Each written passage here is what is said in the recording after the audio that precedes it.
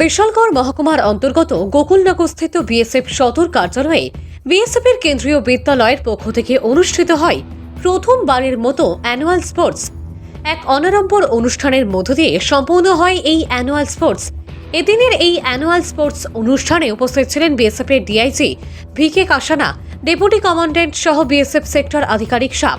এদিনের এই annual sports খেলায় বিএসএফের কেন্দ্রীয় বিদ্যালয়ে ছাত্রছাত্রীরা দৌড় প্রতিযোগিতা সহ বিভিন্ন প্রতিযোগিতায় অংশগ্রহণ করে এবং প্রতিযোগিতায় বিজয়ীদের হাতে পুরস্কার তুলে দেয় বিএসএফের আধিকারিক সাব।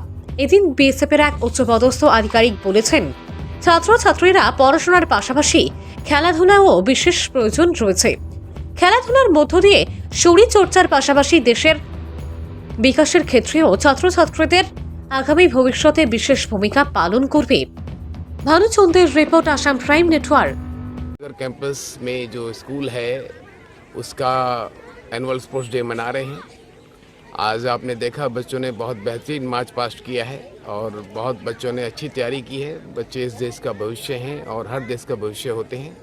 केंद्रीय विद्यालय और हम सब का प्रयास ये है कि इन बच्चों को बहुमुखी प्रतिभा का धनी बनाया जाए, इनमें वो गुण पैदा किए जाएं जिससे कि ये देश को आगे बढ़ा सकें, देश का चरित्र निर्माण कर सकें और देश के विकास में भागीदारी हो।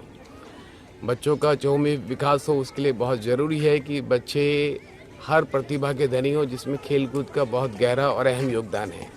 उसी सिलसिले में हम बच्चों को खेल खिलाते हैं और आज उसी का आयोजन है। आप प्रतियोगिता से हम देखेंगे कि बच्चे कितना बढ़ चढ़ के हिस्सा ले रहे हैं। धन्यवाद।